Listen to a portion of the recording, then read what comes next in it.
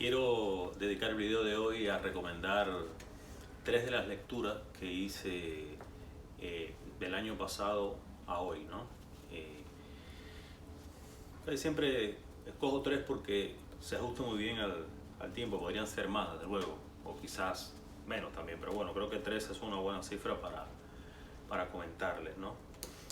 El primero que quiero comentar es este, El Buen Soldado, la novela de Maddox Ford, en esta edición de Cátedra, con traducción de Luis Antón Pacheco. Ahora reparo que esta traductora, Luis Antón Pacheco, edición, quizás esté emparentada con la que tradujo, bueno, la traducción de José Luis López Muñoz, pero la edición es de Luis Antón Pacheco. Y ahora me pongo a imaginar que a lo mejor esta Luis Antón Pacheco está emparentada con Ana Antón Pacheco, que fue la que hizo la traducción de El Ruido y la Furia, ¿no? Que creo que por ahí les haré un comentario en un video anterior. Bueno, El Buen Soldado, una de las buenas novelas de principio de siglo XX. Una novela que, digamos que encumbró al gran Maddox Ford, que es un autor de esa raigambre a los Henry James también, que tiene muchas conexiones entre Estados Unidos e Inglaterra, ¿no? Y que por una de esas misteriosas delicadezas que tiene la historia de la literatura era muy amigo del gran poeta Ezra Pound, ¿no? La primera referencia de esta novela la encontré en una lista de libros que Guillermo Cabrera Infante recomendó hace ya muchos años, ¿no? Y ahí venía esta, obviamente, como The Good Soldier, ¿no? Y justamente me detuve en ella a finales del año pasado. Una novela muy curiosa, una novela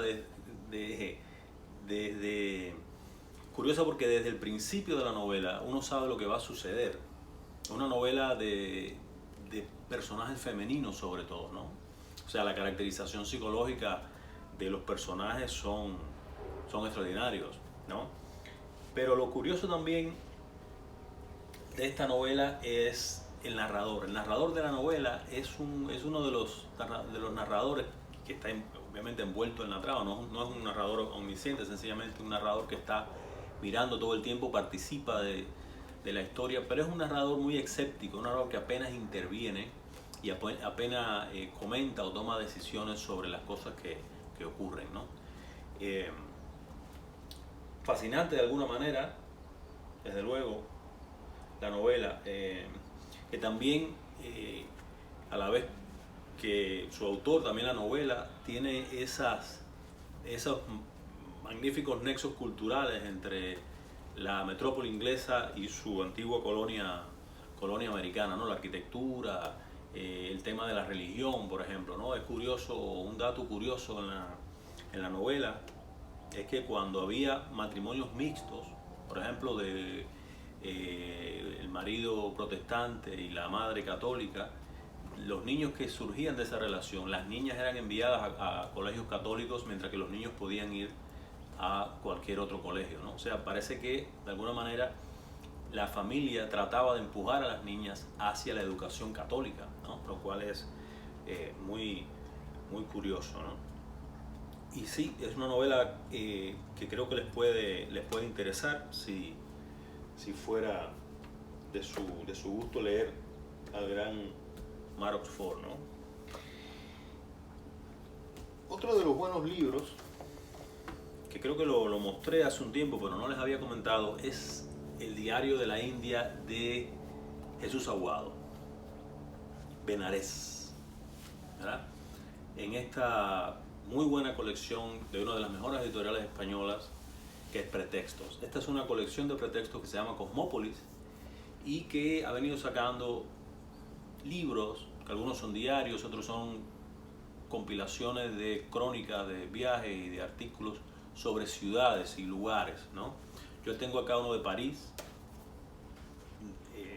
y tengo otro que lo mostré cuando hice el video de Magris, de uno de Trieste, ¿no?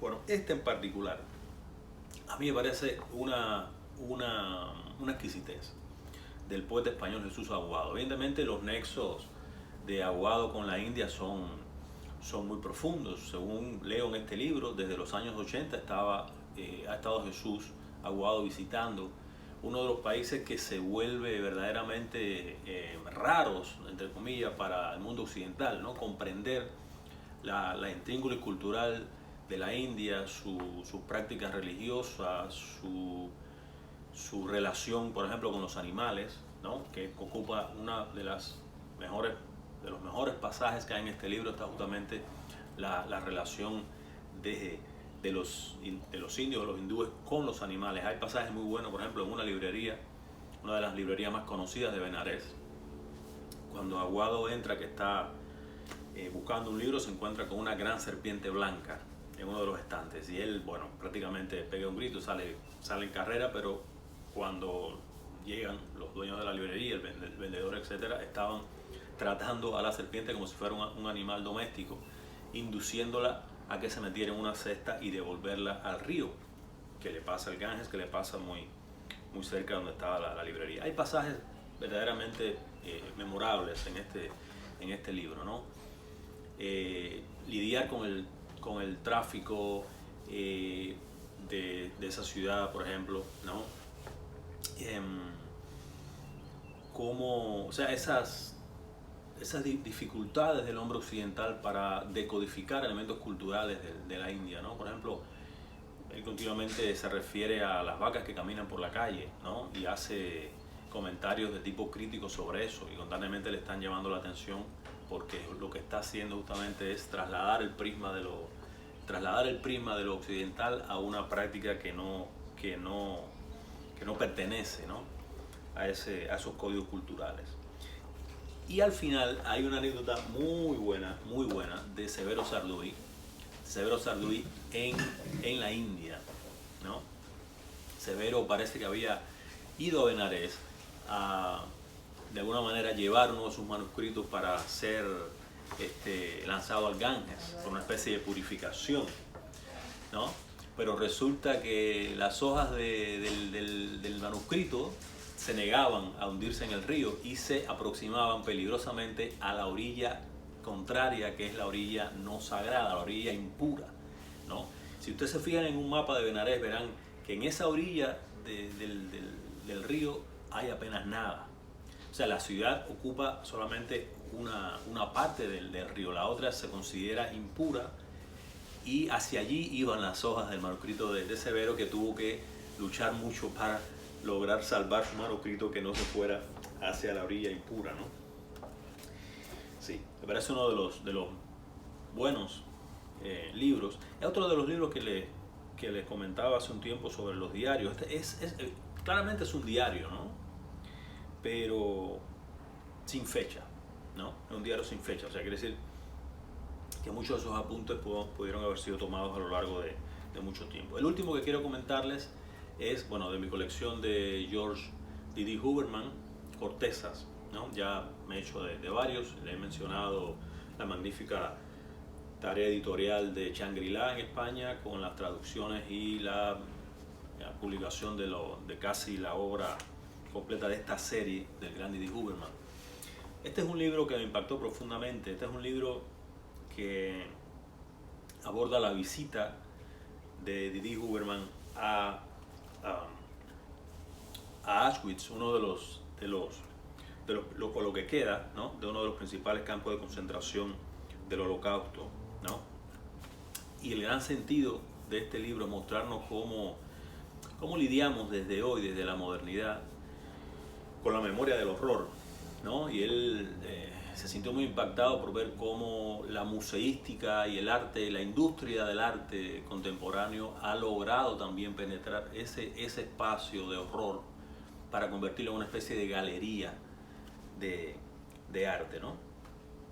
El libro tiene fotografías tomadas por D.D. Huberman. Él cuenta que para lograr esa especie de conexión, lograr las fotos, él logró llegar antes que llegaran el resto de los turistas. Fue muy temprano, incluso antes de que abrieran el parque, y lograr caminar por ahí. Hay pasajes extraordinarios en este libro. Recuerdo particularmente el pasaje de la paloma, Él dice que iba caminando y vio una paloma y le lanzó una foto, y cuando estuvo analizando las fotos se da cuenta de algo, ¿no? Dice, caminaba cerca de las alambradas cuando un pájaro vino a posarse cerca de mí, exactamente al lado, pero del otro lado. Sin pensar demasiado tomé una foto, probablemente conmovido por la libertad de ese animal que disfrutaba de las vallas de encierro. Es probable que el recuerdo de las mariposas dibujadas en 1942 en el campo de Theresienstadt por Eva Bulova, una niña de 12 años que iba a morir aquí en Auschwitz a principios de octubre de 1944, me haya atravesado la mente. Pero hoy, al mirar esta imagen, me doy cuenta de una cosa bien distinta. En segundo plano corren las alambradas electrificadas del campo, con su metal ya oscuro de óxido, dispuestas según un trenzado bien particular que no aparece en las alambradas del primer plano en la foto. El color de estas últimas, gris claro, me indica que fueron instaladas hace poco. Comprender esto ya me estruja el corazón. Esto significa que Auschwitz, en cuanto lugar de barbarie, o sea, el campo, instaló las alambradas del fondo en la década de 1940, mientras que las del primer plano fueron colocadas por Auschwitz en tanto lugar de cultura, el museo, mucho más recientemente. ¿Por qué razón?, se pregunta Didi Huberman. ¿Para orientar el flujo de visitantes utilizando el hilo de los alambres de púa como color local? No lo sé. ¿Para restaurar un vallado deteriorado por el campo? Pero siento con toda claridad que el pájaro se ha posado entre dos temporalidades terriblemente dispares, dos gestiones totalmente diferentes de la misma parcela de espacio y de historia. El pájaro se ha posado, sin saberlo, entre la barbarie y la cultura, ¿no? Y desde ese espacio de la cultura, los ojos de Didi Huberman están deconstruyendo para nosotros el espacio del horror, ¿no? Hay un pasaje también extraordinario sobre los abedules, porque dice que el campo está lleno de abedules y lo que significa para otras culturas, menciona el caso particular de la rusa, significa la fertilidad, ¿no? Incluso se le dedica una semana a principios de junio al abedul como madre, ¿no?, de la naturaleza. Pues el campo tiene cierta simbología, que el campo esté totalmente rodeado de abedules y en sus cortezas haya inscripciones y huellas, ¿no?, del horror del campo. Pues Cortezas, uno de los buenos libros que Didi Huberman está publicando en español en Shangri-La. Eso ha sido todo por hoy. Muchísimas gracias. Espero que estas sugerencias de lectura les sirvan de algo en los meses venideros. Muchísimas gracias. Hasta un próximo encuentro.